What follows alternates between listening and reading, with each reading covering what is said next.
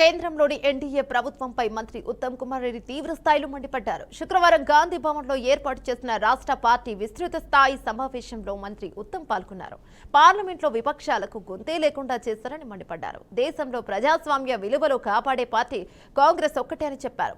జై బాపు, జై భీమ్, జై సంవిధాన్ అనేది కాంగ్రెస్ నినాదమని, ఈ నినాదాన్ని క్షేత్రస్థాయి వరకు తీసుకెళ్లాల్సిన బాధ్యత ప్రతి ఒక్క కాంగ్రెస్ నాయకుడు, కార్యకర్తపై ఉందని అన్నారు. బీజేపీ ప్రజాస్వామ్యాన్ని అణచివేస్తోందని ఫైర్ అయ్యారు. సామాజిక న్యాయం కోసం తెలంగాణలోని కాంగ్రెస్ ప్రభుత్వం పాటుపడుతోందని తెలిపారు. దేశంలో ఎక్కడా లేని విధంగా కులగణన చేశామని అన్నారు.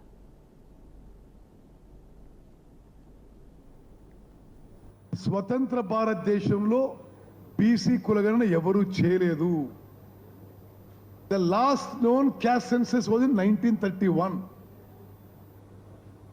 తెలంగాణలో బీసీ క్యాస్ట్ సర్వే మీకు సంఖ్య చెప్పాలి.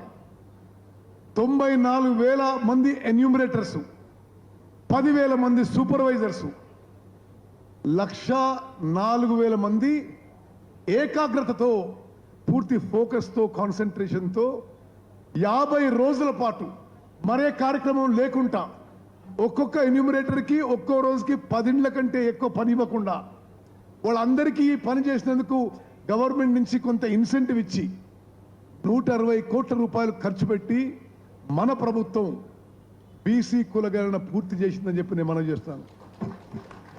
మనం అందరం గర్వపడాలి. కాంగ్రెస్ పార్టీ మూల సిద్ధాంతాలు ఇంక్లూజివ్ గ్రోత్, సోషల్ జస్టిస్. బయట ఎవరు ఏమి విమర్శించినా నేను మీకు ఈరోజు చెప్తున్నా, ఆ బీసీ క్యాస్ట్ సర్వే కూడా నేను క్యాబినెట్ సబ్ కమిటీ చైర్మన్గా చాలా పకడ్బందీగా చేయడం జరిగింది. ఈ దేశంలో ఎన్నడూ ఎక్కడ ఈ విధంగా చేయలేదు. ఆ అంకెలు కానీ, ఆ పర్సంటేజ్లు కానీ, ఎవరో పనికిరాడు ఏదో పిచ్చి పిచ్చిగా మాట్లాడతాడు.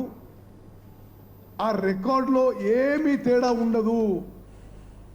ఒక 16 లక్షల మంది అందులో పాల్గొనలేదు. సరే, వాళ్ళ ఇంట్లో లేరో, వాళ్ళకి ఇష్టం లేదో, కేసీఆర్ కుటుంబ సభ్యులు ఎవరు పాల్గొనలేదు. మరి వాళ్ళు కూడా